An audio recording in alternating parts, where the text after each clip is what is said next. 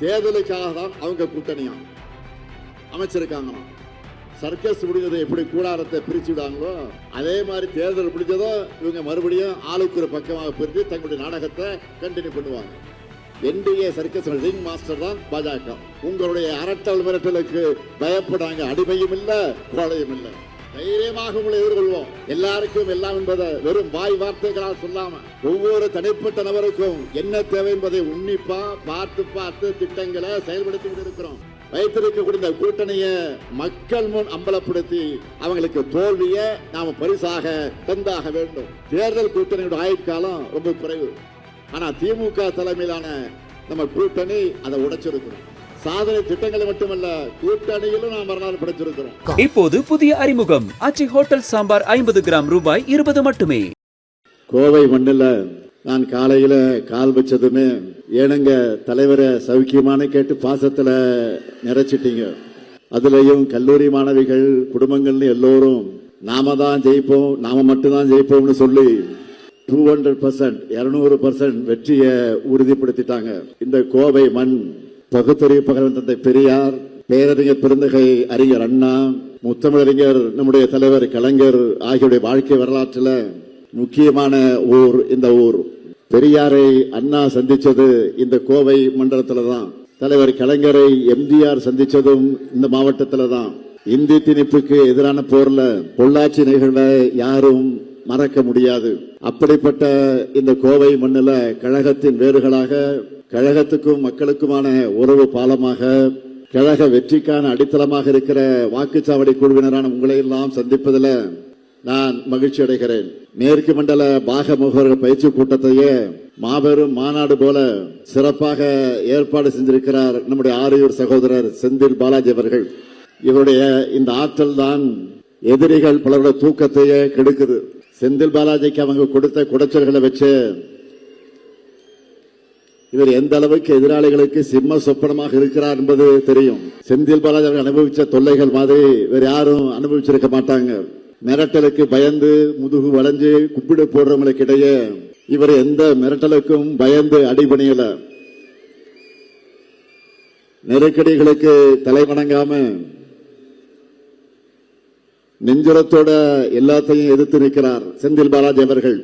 கழகத்துக்கும் தலைமைக்கும் உண்மையா உழைச்சிட்டு இருக்கிறார். அவருக்கு துணை நிற்கக்கூடிய கழக நிர்வாகிகள் அனைவருக்கும் என்னுடைய மனமார்ந்த பாராட்டுக்கள், வாழ்த்துக்கள். உங்களை உற்சாகப்படுத்த மட்டுமல்ல, உங்களை பார்த்து நானும் உற்சாகம் அடைவதற்கும் புத்துணர்வு பெறுவதற்கு தான் வந்திருக்கிறேன். இந்த மேற்கு மண்டலத்தை பொறுத்த வரைக்கும் நாம் எதிர்பார்த்த வெற்றி கிடைக்கல. அதை சரி செஞ்சு மாபெரும் வெற்றியை பெற்றுத்தர வேண்டிய கடமையும் பொறுப்பும் இந்த மேடையில இருக்கக்கூடியவர்களுக்கு இருக்கு. அதே போல எதிரில் கூடியிருக்கக்கூடிய உங்களுக்கும் இருக்கு. செஞ்சு வீடுங்களா, செஞ்சு தருவீங்களா, உறுதியா செய்வீங்களா, உறுதியா, நிச்சயமா, சத்தியமா, அண்ணா மீது ஆணையா. கடந்த 2024 நாடாளுமன்ற தேர்தலில் இந்த மண்டலத்தை பொறுத்தவரைக்கும் எப்படி பெரிய வெற்றியை பெற்றோமோ அதே போல பெரிய வெற்றியை சட்டமன்ற தேர்தலையும் உறுதி செய்யணும். அந்த அளவுக்கு மேற்கு மண்டலத்தில் பல்வேறு திட்டங்களை நாம் செஞ்சு கொடுத்திருக்கிறோம். காலையில் கோவைக்கு வந்ததிலிருந்து என்னுடைய நினைவில் இருக்கிறத நான் சொல்ல விரும்புகிறேன். பல்வேறு இடர்களை கடந்து அத்திக்கடவு அவிநாசி திட்டத்தை நிறைவேற்றியிருக்கிறோம். கோவையில் ஐடி பார்க், செம்மொழி பூங்கா, ஜிடி நாயுடு மேம்பாலம், அவிநாசி சாலை மேம்பாலம், விசைத்தறிக்கு 100 யூனிட் இலவச மின்சாரம், விசைத்தறி மற்றும் சிறு தொழில்களுக்கு மின்கட்டணம் குறைப்பு,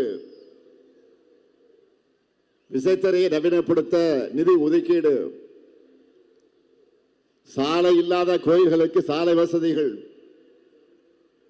இது மட்டுமில்லாம தந்தை பெரியார் பெயரில் மாபெரும் நூலகம் அமையவிருக்கு. உலகத்தரத்தில் கிரிக்கெட் ஸ்டேடியம் அமையவிருக்கிறது. வெள்ளூர் பகுதியில் தொல்லியல் ஆய்வு நடக்க இருக்கு. தோழி விடுதிகள் கட்டப்படவிருக்கு. சூலூர் பகுதியில் செமிகண்டக்டர் தொழில் பூங்கா வரப்போகுது. கோவை மாவட்டத்துக்கு 75 புதிய பஸ் வரப்போகுது. மேற்கு புறவழிச்சாலை அமைக்கப்படவிருக்கு. இது போன்ற ஏராளமான திட்டங்கள் மேற்கு மண்டலத்திற்கு வர இருக்கிறது. எனவே தொழில் முனைவோர் அதிகமாக இருக்க இந்த மேற்கு மண்டலம் வளர்ச்சியைத்தான் விரும்பும் என்பதை நாம் நிரூபிக்கணும். இங்க வந்திருக்கக்கூடிய உங்களுடைய ஒவ்வொரு பூத்துக்கும் எவ்வளவு டார்கெட்? 350 வாக்குகள். இந்த டார்கெட்டை அச்சீவ் பண்ணிட்டால ஈஸியா, ரொம்ப சுலபமா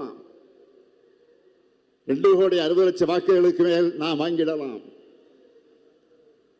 இந்த தேர்தலில் நாம 2,50,00,000 வாக்குகளுக்கு குறையாம வாங்கியாகணும். இதை வாங்கி காட்டுவது உங்க பொறுப்பு. உங்களுக்கு என்ன வேணுமோ அந்த உதவிகளை செஞ்சு தருவது இந்த முத்துவேல் கருணாநிதி ஸ்டாலினுடைய பொறுப்பு. 2,50,00,000 பெரிய நம்பர். யோசிச்சு பார்க்கிறீங்க.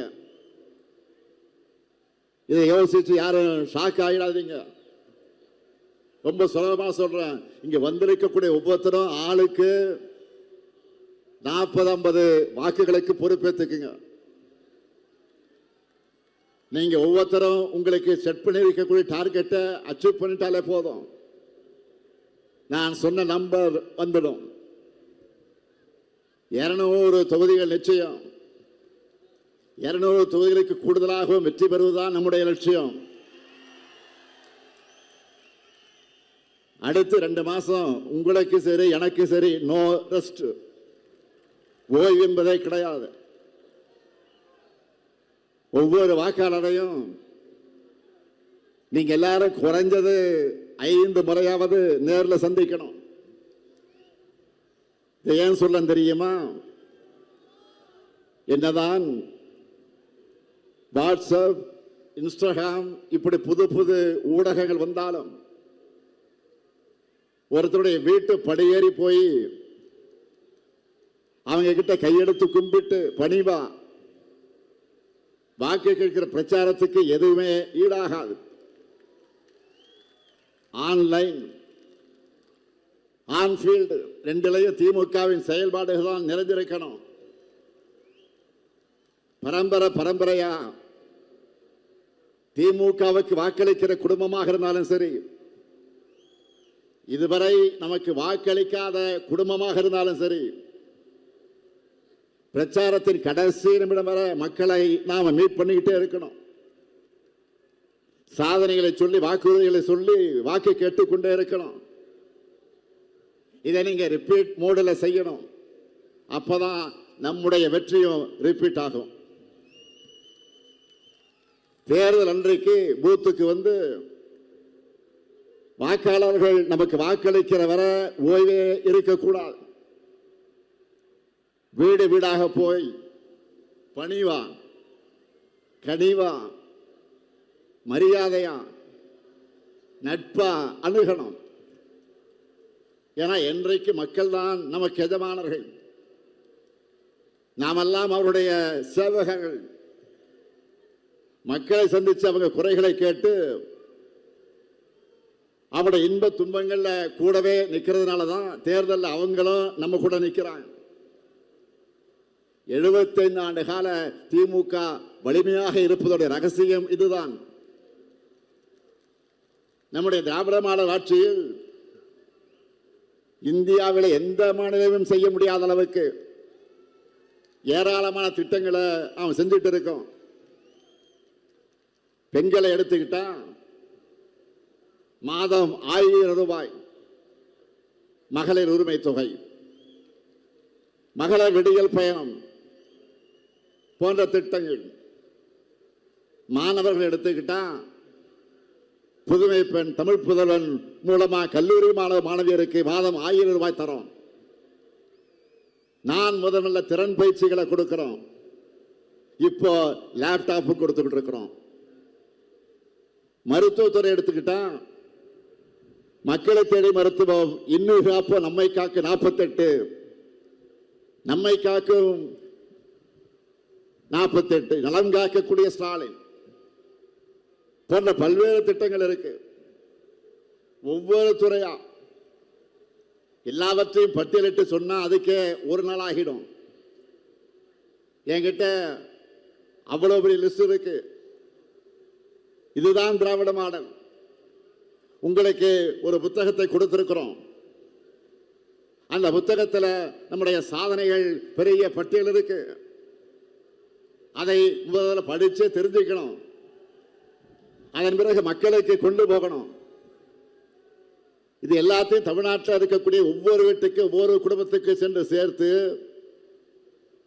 இந்த திட்டங்கள் எல்லாம் தொடர வேண்டும் என்று சொன்னால் திராவிட மாடல் 2.0 ஆட்சி அமையும் என்று நீங்க எடுத்து சொல்லணும்.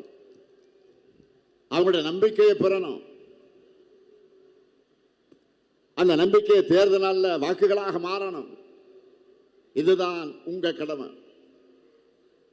வெல்லும் தமிழ் பெண்கள் ஸ்டாலின் மகளிர் படை என்று பெயர்ல ஏற்கனவே நம்முடைய கழக மகளிர் வீடு வீடாக போய் பிரச்சாரத்தில் கிளக்கிட்டு இருக்காங்க. நான் தினமும் உங்களுடைய பரப்புரை வீடியோவை எல்லாம் பார்த்துட்டு தான் இருக்கேன். மக்கள்கிட்ட பெரிய வரவேற்பு இருக்கு. இந்த பிரச்சாரங்களுக்கு உங்களுக்கு தேவைப்படக்கூடிய தகவல்கள் அடங்கிய ஒரு புத்தகத்தை வழங்கி இருக்கிறோம். அதில் நம்முடைய திராவிட மாடல் அரசுடைய 5 ஆண்டு சாதனைகள் இருக்கு. ஒவ்வொரு குடும்பத்திலையும் நம்ம திராவிட மாடல் அரசு திட்டங்களுடைய பயன்கள் நிச்சயம் ஒருத்தருக்காவது போய் சேர்ந்திருக்கு, பயனடைந்து கொண்டிருக்கிறார்கள்.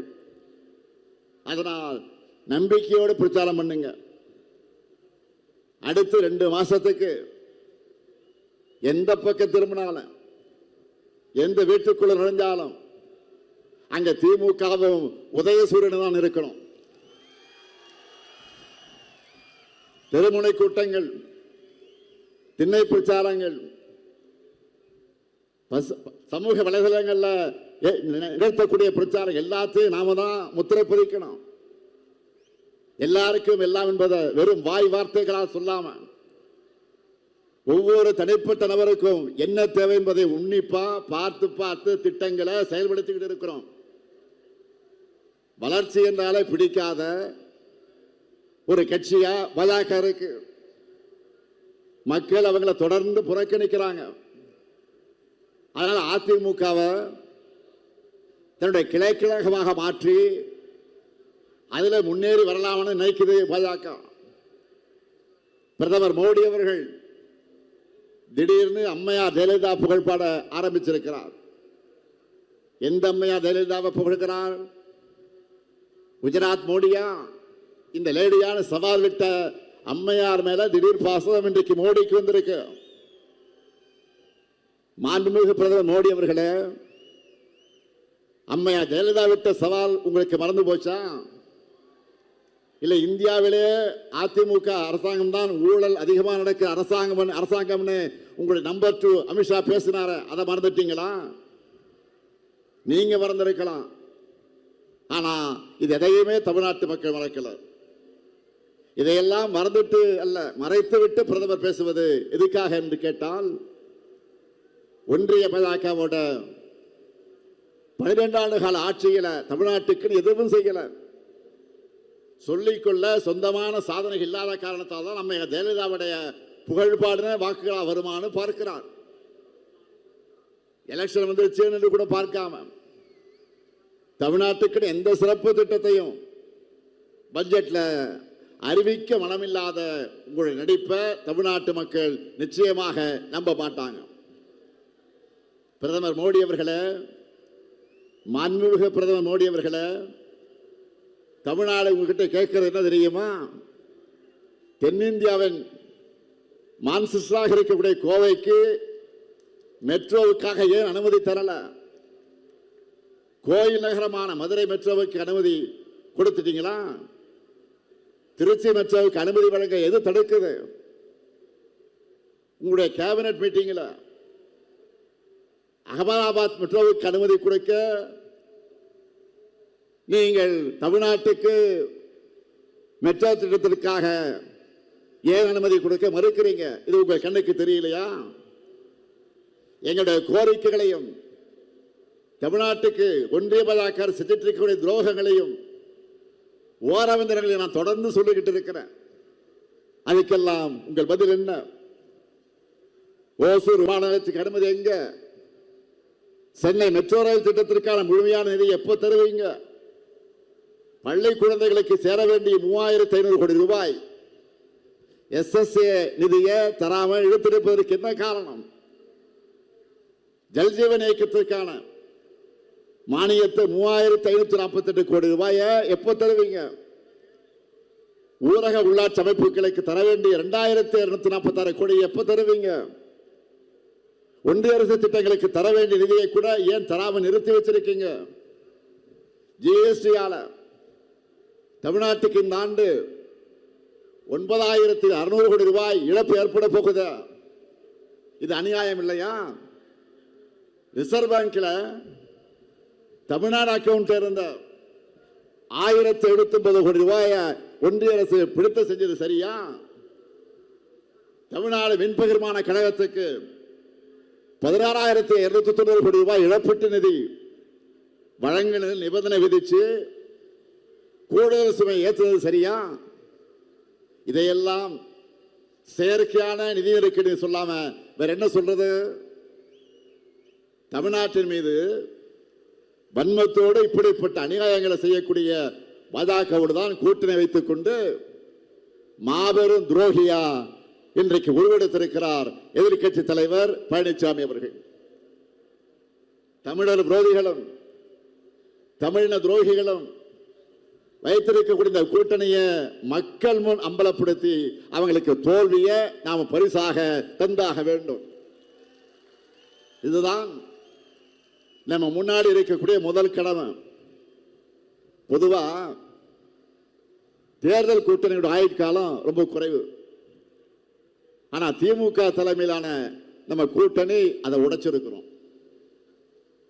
பாசிச பாஜகவை வீழ்த்தணும் என்ற ஜனநாயக நோக்கத்தோடு 2019 தேர்தலுக்கு முன்பு தொடங்கப்பட்ட நம்முடைய கூட்டணி தொடர்ந்து நடந்திருக்கக்கூடிய 2021 சட்டமன்ற தேர்தலில், இடையில நடந்த நகராட்சி உள்ளாட்சி தேர்தலில், 2024 நடைபெற்ற நாடாளுமன்ற தேர்தலில், இப்போ 2026 சட்டமன்ற தேர்தல் வரையிலும் கொள்கை உறுதியோடு தொடருது. எனக்கு தெரிஞ்சு தமிழ்நாட்டின் தேர்தல் வரலாற்றில் இவ்வளவு நீண்ட காலம் ஒற்றுமையோடு ஒரு கூட்டணி தொடர்வது இதுதான் முதல் முறை. வளர்ச்சியிலும் சாதனை திட்டங்களை மட்டுமல்ல, கூட்டணியிலும் நாம் வரலாறு படைச்சிருக்கிறோம். வெல்வோம் ஒன்றாக.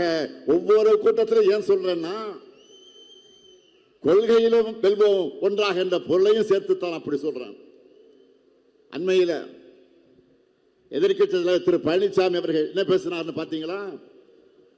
தேர்தலுக்காக தான் அவங்க கூட்டணியா அமைச்சிருக்காங்களாம். சர்க்கஸ் முடிஞ்சதை எப்படி கூடாரத்தை பிரிச்சு விடாங்களோ அதே மாதிரி தேர்தல் முடிஞ்சதோ இவங்க மறுபடியும் ஆளுக்கு ஒரு பக்கமாக பிரித்து தங்களுடைய நாடகத்தை கண்டினியூ பண்ணுவாங்க.